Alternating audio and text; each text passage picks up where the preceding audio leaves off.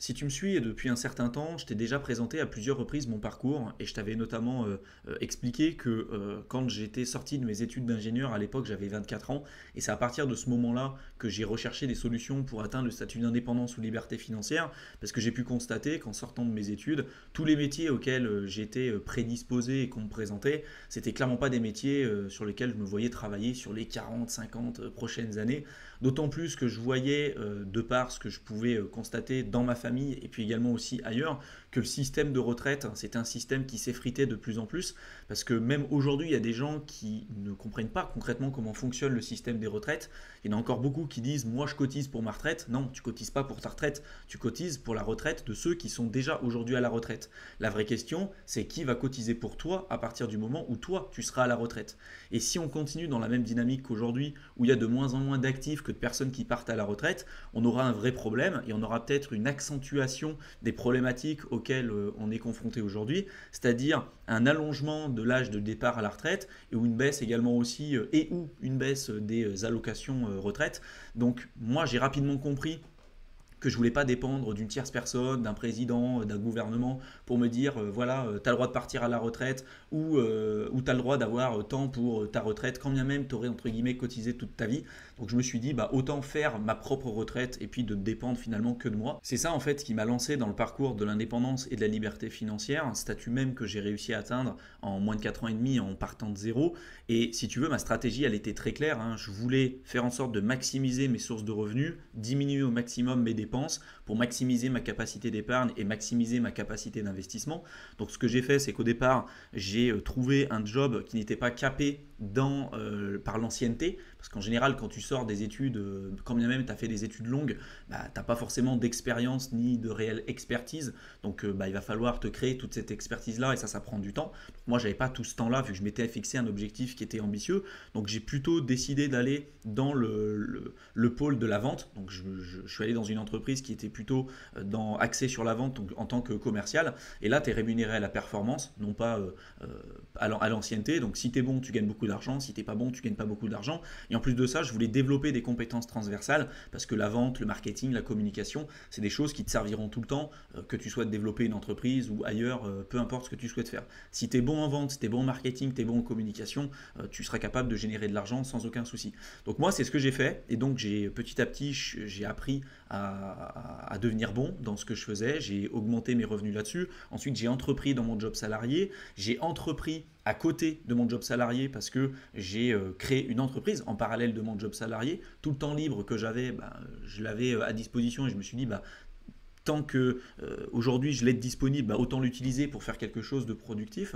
Et donc je l'ai créé au départ dans le secteur des crypto-monnaies, parce que c'était le secteur dans lequel j'investissais. Donc je me suis dit, bah tiens, je vais créer une entreprise dans ce secteur-là, comme ça en même temps je vais apprendre. Et en plus de ça, toutes les connaissances que je vais apprendre, je pourrais les utiliser à titre personnel. Et en plus de ça, je vais développer une activité.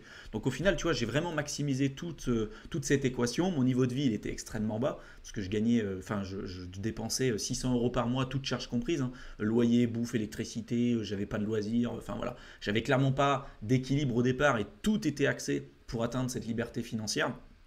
Donc ça m'a demandé énormément de sacrifices. Mais souvent on me pose la question, et ce qui est quand même le sujet de cette vidéo, on me dit, est-ce que tu penses qu'aujourd'hui, pour atteindre cette indépendance, cette liberté financière, si je veux me lancer dans l'investissement, si je veux me lancer dans l'entrepreneuriat, est-ce qu'il ne vaut pas mieux que je quitte mon job salarié pour me focaliser à 100% sur mon indépendance, sur ma liberté financière et donc sur l'investissement et sur l'entrepreneuriat.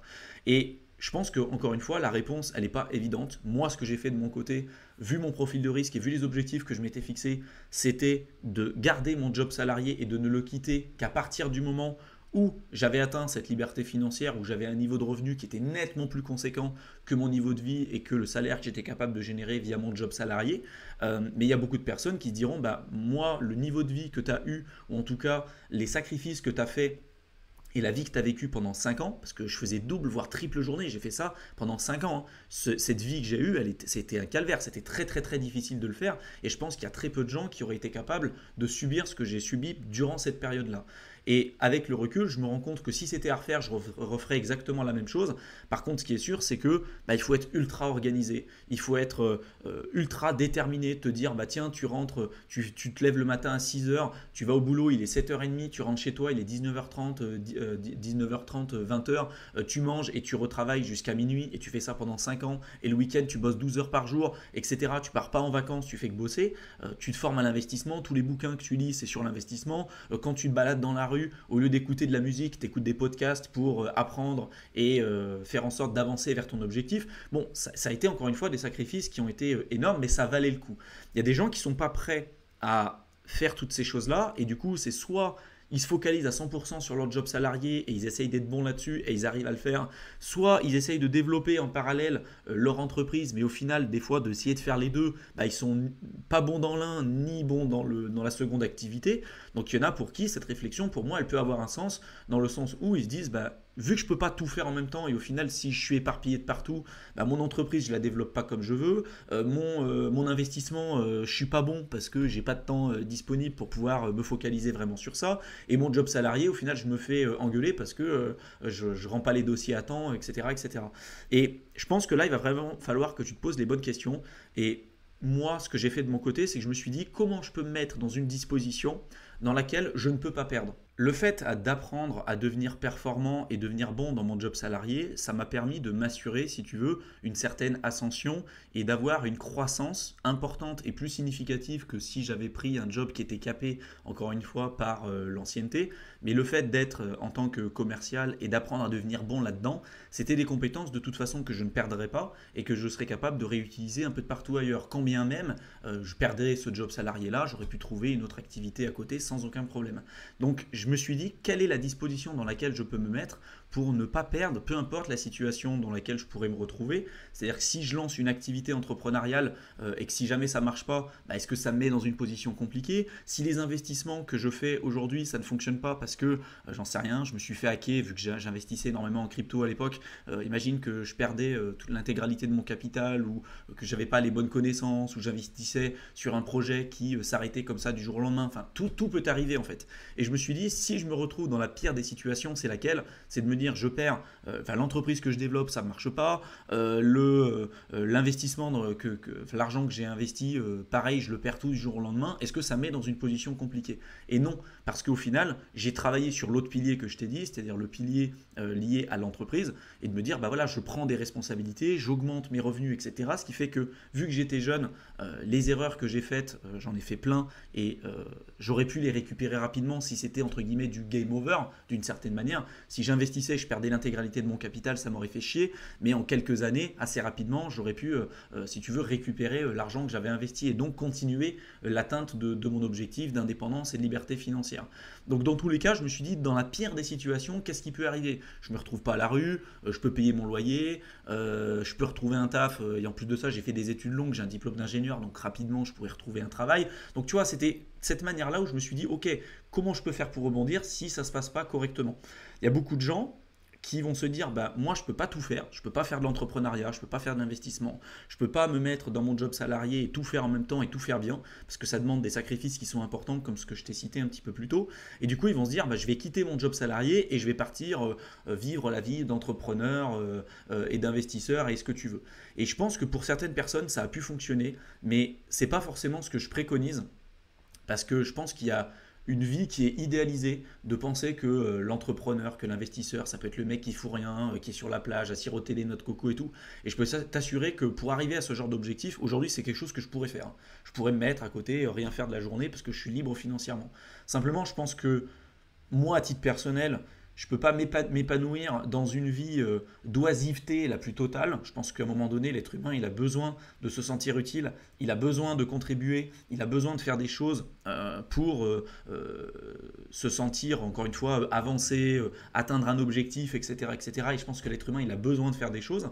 Il y a des gens pour qui, bon, bah, ça ne sera pas forcément leur objectif, mais sache que si tu décides, en fait, dans les deux cas, tu auras des avantages et des inconvénients. Si tu décides de quitter ton job salarié pour atteindre l'indépendance, la liberté financière ou te lancer dans une activité comme l'entrepreneuriat et tout, tu vas te rendre compte que c'est très très compliqué au départ, surtout si tu pars comme moi, hein, de rien du tout. Tu n'es pas issu d'une famille d'entrepreneurs, tu n'es pas issu d'une famille d'investisseurs. Tu vas te rendre compte que la vie d'entrepreneur, et même l'entrepreneuriat de manière générale, c'est pas une vie tout rose et tout jolie quoi, hein. Tu vas devoir au départ pas forcément te focaliser sur les choses que tu aimes faire. Tu vas devoir apprendre la comptabilité, tu vas devoir apprendre la fiscalité, tu vas devoir apprendre à être bon en marketing, en communication, en vente, être bon aussi dans ton domaine, dans la création de contenu si tu as besoin d'utiliser les réseaux sociaux, etc., etc. Et ça prend du temps en fait. Et moi, je me suis dit que je voulais pas me trouver dans une situation où si mon entreprise ne marche pas, bah, je sois obligé en fait de reprendre un job salarié. Je préférais mieux me laisser une période où j'allais galérer pendant un certain temps et de toute façon j'allais l'atteindre. Si ce n'était pas via le secteur de l'entrepreneuriat, de l'investissement, via les cryptos, bah, j'aurais appris de ces erreurs-là et puis j'aurais rebondi par rapport à ça. Parce que même si ta première entreprise ne fonctionne pas, bah, tu en créeras une seconde et une troisième et une quatrième. Tu deviendras meilleur à chaque fois jusqu'au moment où ça va marcher et jusqu'au moment où tu pourras partir. Alors peut-être que tu l'atteindras pas en 5 ans, peut-être que tu l'atteindras pas en 10 ans, mais peu importe. Si tu arrives à l'atteindre avant le statut, on va dire, de la retraite, tu vois, tu as des gens même qui se disent ah ouais, mais regarde, moi si je pars à la retraite à 45 ans, il me faut 20 ans. Aujourd'hui j'ai 25 ans, je veux partir à la retraite d'ici 20 ans, donc ça me fait 45 ans. Franchement, ça fait tard par rapport à toi et tout. Mais t'imagines, tu as des gens, ils partent à la retraite aujourd'hui à 65, 67 ans quoi. Toi, tu arrives à partir à 45 ans, c'est énorme. C'est énorme. Tu gagnes un temps qui est considérable. Mais à chaque fois, tu vas avoir des avantages, des inconvénients. Est-ce que tu es prêt aujourd'hui à subir une vie qui est difficile dans le sens où il va falloir que tu gères plusieurs activités en même temps, que tu sois ultra optimisé et que bah, tu sois productif presque 100% du temps. Moi, ce que j'ai décidé de faire parce que j'avais un objectif qui était ambitieux. Soit de l'autre côté, tu te dis, bah moi, je suis pas capable de faire tout ça, je veux me concentrer 100% sur mon truc, mais du coup, tu acceptes le revers de la médaille, c'est-à-dire cette incertitude de te dire, bah peut-être que tout ce que tu vas créer, ça va pas fonctionner. Cette capacité aussi de te dire que tu n'auras pas une source de revenus qui sera régulière. Moi, je recherchais aussi une source de revenus qui soit régulière pour pouvoir me permettre de continuer d'investir régulièrement, de pouvoir générer des nouvelles sources de revenus, etc., etc.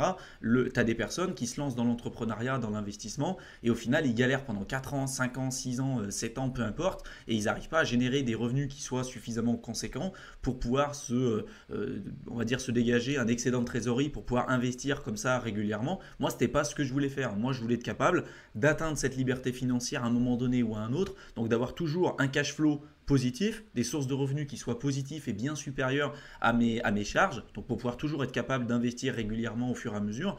Alors que toi, si tu décides du coup de quitter ton job salarié comme ça du jour au lendemain et de te dire je vais vivre la vie d'entrepreneur, il y a beaucoup de gens qui ont essayé de le faire et malheureusement qui n'ont pas réussi. Et je te dis pas de ne pas le tester, d'accord, mais il faut juste voir ce que ça va coûter. Et peut-être que si tu passes 5 ans à faire ça et que tu n'es pas capable pendant 5 ans à générer des sources de revenus qui soient conséquentes, bah, le fait de rester dans ton job salarié, de gagner de l'argent comme ça via ton job salarié et d'apprendre à développer une entreprise en parallèle, oui, elle sera peut-être pas optimisée à 100%, mais tu seras quand même capable de faire des choses qui soient intéressantes jusqu'au moment où tu auras compris concrètement comment ça marche, tu auras des véritables compétences, tu auras des véritables connaissances sur le sujet, et quand tu quitteras ton job salarié, tu seras capable de toujours maintenir un niveau de revenu qui sera conséquent, supérieur, et du coup continuer d'atteindre ton objectif. Voilà, ça dépend vraiment de chaque personne. Moi, je sais que j'ai préféré m'orienter dans la première catégorie, quitte à en chier un peu plus que la moyenne, parce que pendant 5 ans, ça a été une vie qui a été très compliquée.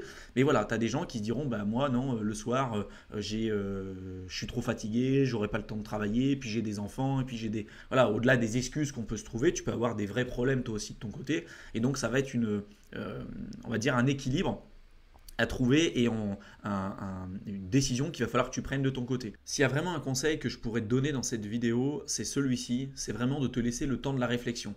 Essaye au départ de ne pas partir bille en tête en te disant j'ai regardé 2-3 vidéos YouTube et c'est bon, je connais mon chemin de vie, je veux atteindre la liberté financière, du coup c'est bon, je vais partir à Dubaï, je vais tout lâcher, je vais quitter mon job salarié, je vais lancer une entreprise et puis forcément ça va marcher et puis je vais investir et pareil ça va très bien marcher. Tu vas prendre pour exemple la seule personne que tu as vue sur internet pour qui ça a marché, pour les millions de personnes que tu vas occulter, pour qui ça a été hyper désastreux. Donc laisse-toi le temps de la réflexion, laisse-toi plusieurs mois en te disant je vais essayer de faire les choses en parallèle, je garde mon job salarié, j'apprends à devenir bon dans mon job salarié, également aussi je vais développer une activité entrepreneuriale si c'est ce que tu veux faire, tu apprends également aussi à investir et tu vas comprendre un petit peu plus comment les choses fonctionnent et peut-être que tu te diras bah non, au final, ça me plaît pas. Ou alors, ce que j'avais pensé au départ, c'était pas ce que j'imaginais, c'est peut-être beaucoup plus compliqué. Donc, ça va me demander peut-être un peu plus de temps. Donc, il va falloir que je sois plus sérieux dans mon approche. Peut-être que le chemin que j'avais choisi au départ, je vais complètement le changer parce que je pensais lancer une activité,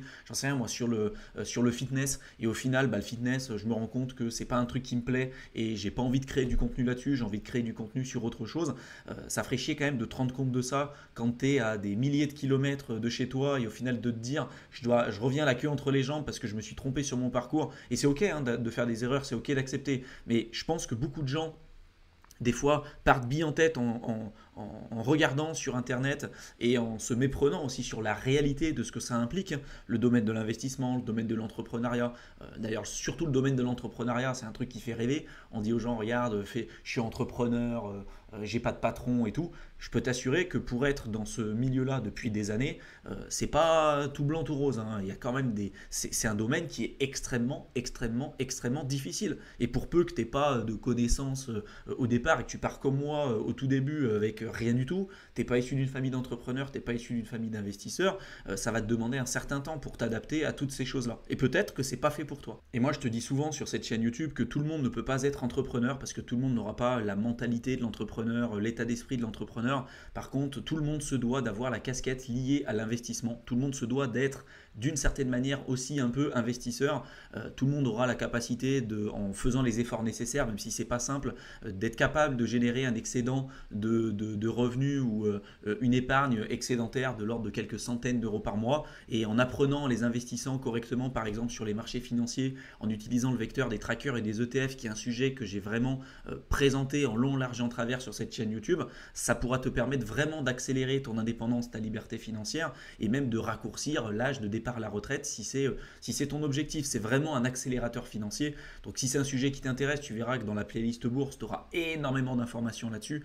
Mais vraiment pour moi, la casquette liée à l'investissement, c'est indispensable et pas la peine de rechercher des trucs ultra compliqués comme ce que je fais moi aujourd'hui quand je suis par exemple en crypto ou ailleurs, parce que c'est un sujet qui me passionne. Mais je pense qu'en ayant des approches qui soient conservatrices et puis qui sont éprouvés avec le temps, avec un track record, un historique comme ce que je t'ai évoqué tout à l'heure, hein, le vecteur des trackers et des ETF, c'est vraiment quelque chose qui fonctionne, c'est vraiment quelque chose sur lequel tu peux te reposer pour atteindre ton indépendance, ta liberté financière, tout comme l'immobilier. Si tu veux investir dans l'immobilier et que demain tu quittes ton job salarié, si tu veux emprunter de l'argent à la banque pour investir dans l'immobilier, tu peux toujours courir, hein. Tu verras qu'avec une entreprise à côté, ça va être très compliqué pour pouvoir le faire. Si par contre, bah, tu as ton job salarié, tu as une entreprise en parallèle et tu dis bah voilà, je vais investir dans l'immobilier, tu pourras utiliser l'effet de levier de la banque pour accélérer ta liberté financière. Donc tu vois, tu as des avantages, des inconvénients des deux côtés, mais vraiment si j'avais un conseil à te donner, encore une fois, c'est laisse-toi le temps de la réflexion, c'est jamais urgent. Teste des trucs, tu verras, tu vas faire des erreurs, tu vas te rendre compte peut-être que ce que tu pensais au départ, c'était peut-être pas la réalité, tu vas remettre à jour tes objectifs et je suis convaincu que tu reviendras dans cette vidéo dans quelques semaines, quelques mois, voire quelques années et que tu me remercieras parce que j'en connais tellement de personnes qui ont voulu croire aux bienfaits ou en tout cas à l'illusion de l'entrepreneur à succès et tout, et il y en a qui ont réussi en prenant les décisions que je t'ai évoquées un petit peu plus tôt, hein, tout plaquer et créer leur entreprise, et c'est souvent ces personnes-là qu'on va mettre en avant, mais pour des millions et des millions de personnes autour du monde qui ont essayé de faire la même chose et pour qui malheureusement ça s'est très très mal passé.